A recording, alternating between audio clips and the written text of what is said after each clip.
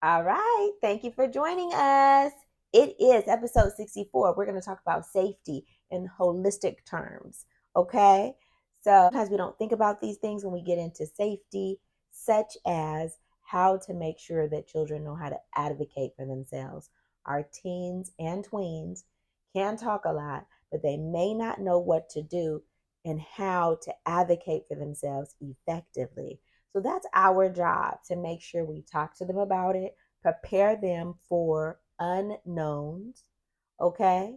Because as they are navigating through situations in their life, they're going to be experiencing things that maybe you have never experienced before. Or maybe if you've experienced it, maybe there's more ways to take care of themselves and secure themselves better than there was in the past. Maybe, maybe not. But there are key things and skills, information that we could give our children to make sure that they know how to advocate for themselves. So, part of safety is making sure that they are telling others what they need. If they're not telling others what they need, sometimes they act out in such horrific ways. We don't know why they're cursing, why they're going off, why they're having a meltdown, why they've decided just to get all F's on this in this class because of whatever the mishap was between them and that teacher. So it's very important that holistically we think about keeping our kids safe. And that means feeling safe, feeling comfortable, and feeling like it is okay to speak up for what they're experiencing, even though others around them may not be experiencing the same thing. Because in this era of hormones with our teenagers, they definitely are going to be acting out in negative ways if they do not know how to advocate for themselves. Because they'll feel like there's nothing else I could do. I'm just a teenager. I'm just a kid. No one's going to listen. So these are the things I'm doing. They shut down. They will stop doing something that was really beneficial to them because they don't know how to handle the conflict or the problems that they're having in that space. So, very important to teach them how to advocate for themselves. Give them the words, right? I'm feeling frustrated. I'm feeling as if I'm being treated differently. I'm not sure if I'm being discriminated against, but I noticed that this child and this child got this before me. I noticed that the way you responded to me when I made a mistake was different than someone else. That they don't have to have an attitude with someone about it or curse at them when they're telling them, but just tell them. Now, I do want to be clear with you and your teenagers, your tweens, your teens. We tend to be the star in our own lives. So, as a veteran teacher, I know that kids come to me, they've told their parents, everybody is treated better. I'm always getting picked on. The issue is that you're focused on yourself and what you're doing. As a teacher, I'm focused on everyone. You didn't know that I went over there and talked to Jeremiah and Isaiah and Kimberly. And I'm also talking to you. Now you may not have noticed that, but of course you're the star in your own life. So of course it's just me. I'm the only one they're speaking to. They get their parents all riled up, and it's fine. I'll take parents. Come on through. I'll explain to you. These are some citations that I sent to other kids. These are the things that I did. Now, your child may not know because I'm not yelling at the kids across the classroom. Jeremiah, sit down. Jeremiah, you always, I may quietly go talk to Jeremiah about what's going on. You don't know what's going on. Okay. So be clear that sometimes their perception is off, and it's okay. It's okay. They still need to advocate for themselves and how they're feeling. They need to do it effectively. They need to do it in a way in which they're not being disrespectful. They need to be able to give evidence. Because sometimes when they shut down, they're like, I don't know. You just hate me. And, this person just hates me. And I just hate that class. Rather than saying, well, whenever I turn in my homework, it seems like the teacher loses my work or whatever it is, they need to express their feeling. And it may be skewed. And we've talked about this before. That's okay. But they still need to be able to express themselves. And then you could talk out to them why they are misguided or they have misinformation. Okay. So, again, advocating for yourself is so important. Kids need to know that. The next thing that we really need to talk about is how they are going to be a leader. So the behaviors that other kids involve themselves in, and I want to talk specifically about that mob mentality when a lot of people are acting up, doing things they shouldn't, saying things to a person that they shouldn't, ganging up on someone, that that is a safety issue for them. Why? So maybe they're not the person that is being targeted. Some of us think that we're good because our child is not the one being targeted, and the kid, it also thinks they're good because they're not being targeted. But let me tell you that 30 seconds, you make the wrong choice and you could be living that down for a lifetime. Now, I'm kind of twisting up the words here, but one of my colleagues that I work with was telling me how her father always used to tell them that don't let like a 30-second bad choice be something that you have to pay for the rest of your life. And that is what happens often. And we don't know when it's happening, so prepare our kids. So again, if there are children ganging up on someone, acting up, engaged in that mob mentality, they actually could end up seriously harming someone, injuring someone, and together be a part of a crime, right? That could end up being a felony. If one person fighting someone rather than several people beating up on one person, right? So really serious crimes and injuries, even up to death, right? So being the person that is going to act differently, even when other people are egging you on, are getting wrapped up in a certain type of behavior, is really key. That they know how to step back and say, no, I'm not going to treat them, unfairly, or say something to them and add on to this because everybody feels like it's cool. I'm not going to do that. So they need to learn how to lead, being an upstander. And then on the other side, sometimes they're a bystander.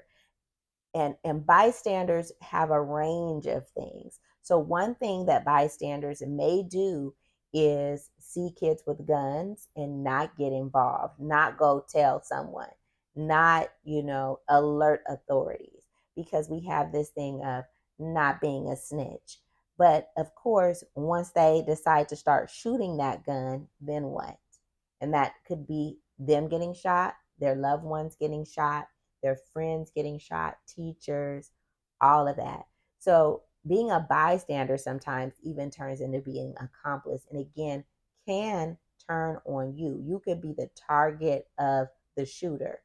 And because you have to remember that people that engage in mass shootings and all this kind of stuff, beating up people all the time, they often have a very serious mental health issue going on with themselves. It could be undiagnosed. So they have a very serious mental health issue going on with them, meaning that whatever they're doing does not make logical sense. So sometimes people think they're safe because, like, well, I've never had an issue with, you know, Kendra, she's got a gun, but she's mad at so and so, or we've never had a problem. Again, they're not thinking clearly. It's not logical. They're just going in shooting people. A lot of times, it's not very. Sometimes it's targeted, sometimes it's not targeted, and even sometimes it might be targeted and random at the same time. Like, I'm going to go in and shoot this particular teacher, but then I'm also just going to shoot several people in the classroom. Don't really care who it is. So don't think you're safe because you haven't had an issue with a kid, that it won't turn back on you. Again, you're being an accomplice to other people's murder or something like that. So that not snitching, again, instead of being a bystander, being an upstander, taking a stand when it matters. And so really talking to your kids about this, because a lot of times with these mass shootings, once they unpack what actually happened, the kids knew that that child had a gun. They saw before. They heard about them. They saw their post on social media, and they maybe thought, he's just joking. I've known him for a long time. He's a joker. He ain't never going to do that. Everybody has their first kill that is a killer. I just have to hold that.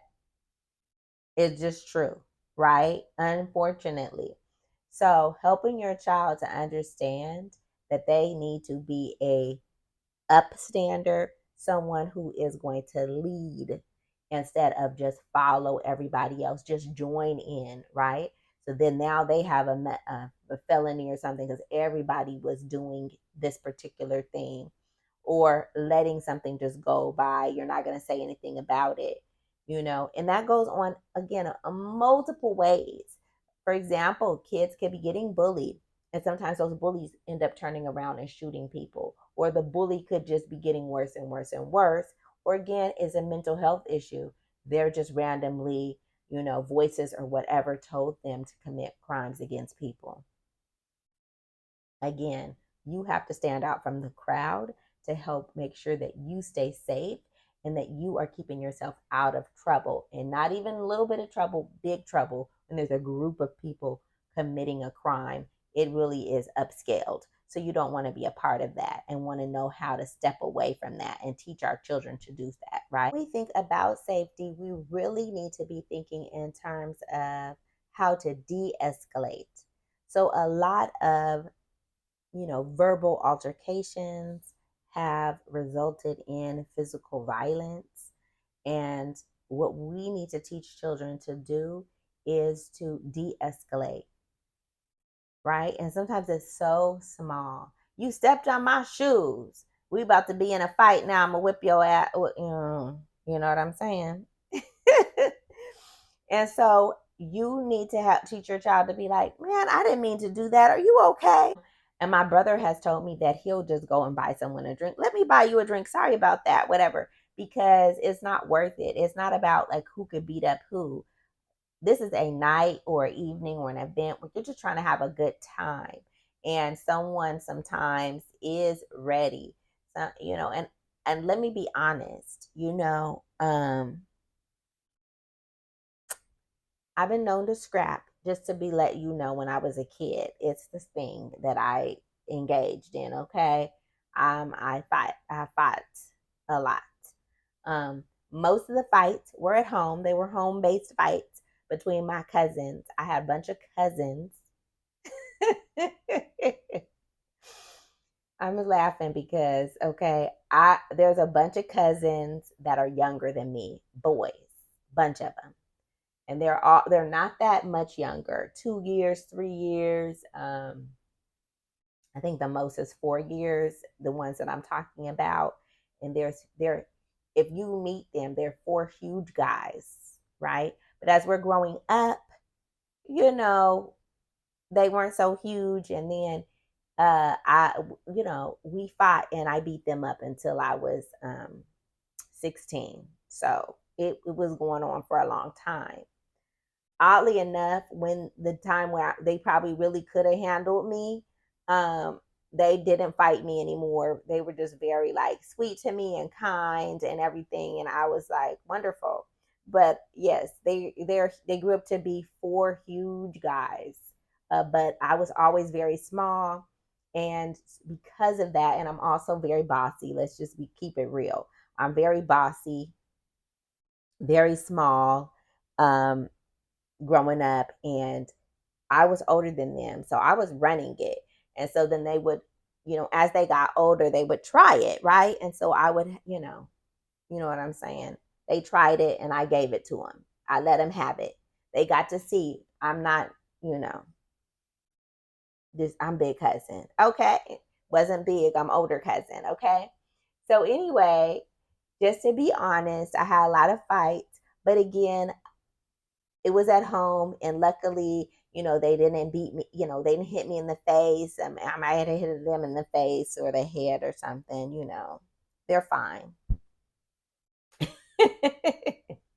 Anyway, I just want to say that, when you're getting out on the street and fighting people, it is another thing. People have weapons, and also cannot predict violence. So de-escalating is the best thing. De-escalating a fight is the best thing. Some people are out there looking for a fight. They're looking to harm people. And here's the sad truth. When you have something going for yourself, you're a star football player, you are a star writer, musician, rapper, whatever, and people know about it, there are people out there that are looking to bring you down, to cut you down in violence. And that is so sad that kids should know that though. And they should do everything they can to de escalate issues because you don't know where they'll end up. I've even met a woman who was looking for an apartment. I have my little real estate thing, but she was looking for an apartment. And what happened is I was asking her about her criminal record. She did not, she wasn't denied for the apartment for her criminal record, by the way. She had other like financial things that didn't work out. But she's like, yes, I do have a criminal record. And she told me that she got into a fight. I don't know, it was 15 years ago maybe, and the girl ended up dying, so she won that fight. Like that, a lot of times our goal is to win the fight, beat somebody up, but you don't understand that when you're hitting somebody on the street, they could fall a certain way, they could even have a medical emergency and die because they were fighting you. And of course that's manslaughter or whatever, so she just had gotten out of jail from a fight that she had, right? You just think you're going to go beat somebody up and walk away, show people how tough you are, and it does not always work that way. Of course, you could be on the other end of that. And unfortunately, I found because I'm like very small, people would try me. My cousins tried me all the time. So I'd be in lots of fights. Um, Unfortunately, when people are bigger, people are like, I'm not getting beat up by somebody. So they would give a gun on somebody who's bigger. Or again, if they know you know how to fight, they don't want to be humiliated. They're going to maybe get a gun, get a knife, get something. And, that could be a fatal issue where you thought you were just going to come and beat somebody up. But people don't want to be beat up. And so this is why we're talking about safety, because kids can get into these little tussles because of course as they get older they're more independent, they have more time. As kids get older they're more independent and they have more time where it's just them and another person their age. So yes, my parents were working, my cousin's parents were working, we would fight all day sometimes, all day. And again, we had a general respect for each other. We weren't punching each other all in the face or like throwing things or hitting we didn't escalate that far with the fighting. It was just straight hand to hand combat, okay? But again, when you're fighting people on the street, you don't know where it's going to end up, how scared people are, what weapons they have. People use all kinds of things as weapons, from, rings that they have on their finger to knives and switchblades and box cutters they keep inside their clothing, guns, of course, but also they could use the environment, right? What's around them. Banging people's head into the concrete obviously is a type of a weapon. It's not the normal of a fist being used. And there are people out there who can box and fight, right? They have hands that are lethal. So again, you have to be careful because you don't know what you don't know. So it doesn't make any sense to push a fight further when you could de-escalate, when you could say, you know what, you're right, I did not mean to do that, my bad, I'm sorry, can I buy you a drink, can I blah blah blah, instead of show how much. Now I was reading this book called Post-Traumatic Slave Syndrome, right? So good. I think it's Dr. Joy DeGruy. Again, I'll put it in the show notes. But it just talked about how Black boys get into these fights because of being disrespected, right? Because Black people, that's something that we're dealing a lot with, and especially Black men, Black boys are dealing with microaggressions. They're dealing with death by 1,000 cuts, right? Over and over again, they see themselves being disrespected, people that look like them being disrespected, being devalued, demeaned, and to disrespect them is really a major issue. They're very insecure, some of them. They will get in fights for looking at them.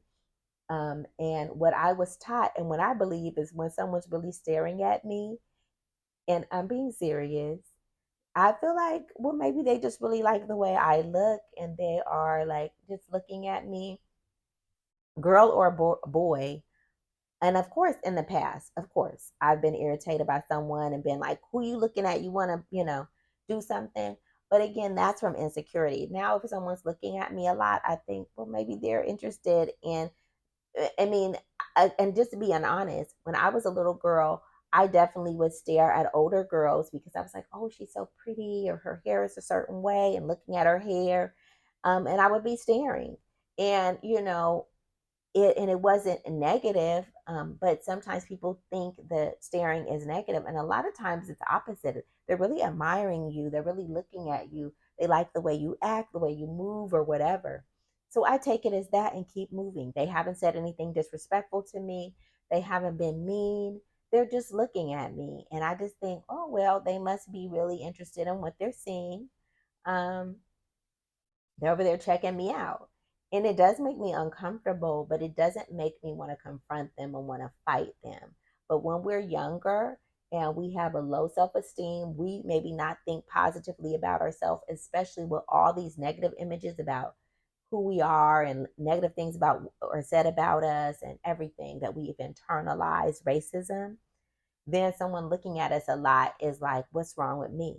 And then I'll beat you up for looking at me and showing that something's wrong with me.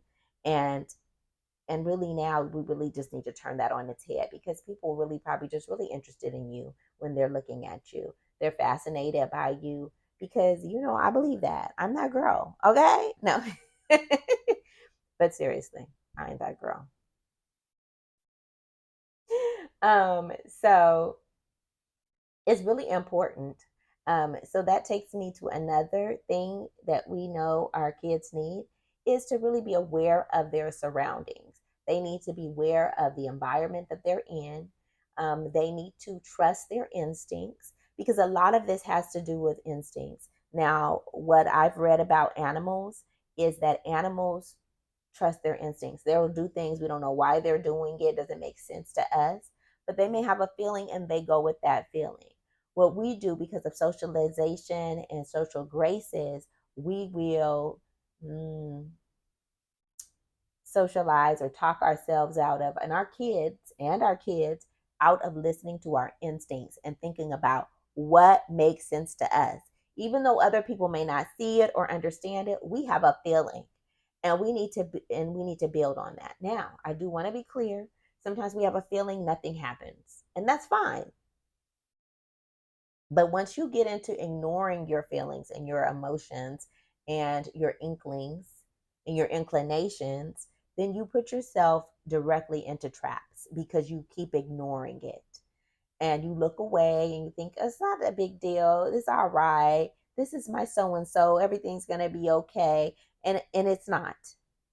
So again, trust their instincts, even to the point, and I don't even know where I got this from, but someone what I was seeing online or something, that even when kids don't want to hug, like, that's your auntie, hug your auntie. I'm like, this whoever I listened to, and I can't even tell you who, was like, no, that's if the kid's instinct is not to hug their auntie or uncle, fine, don't make them, because they should be learning to trust themselves. And I'm not offended if a kid doesn't want to hug me, whatever, you know. I'm not that insecure. Like, there's a big problem because the kid don't want to hug me, and you know you're gonna come hug me. But they need to learn to trust themselves, because as they get into other places and over time, we could be the best bonds ever could be built. But if they are feeling they don't want to hug me, I'm not going to make them. And I even tell the parents, you know what, let them trust their instincts, get to know people in their own, because that's a defense mechanism that they'll need all their life. But if we socialize them out of that because we're going to hurt our auntie or uncle's feelings or something, then they don't have those skills, and they don't have the spidey senses that they need to help protect them when their senses are telling them, don't go into there, there's something bad that's going to happen, so they don't go in the club that night. later on something happens or somebody was there that maybe had a beef with them, whatever.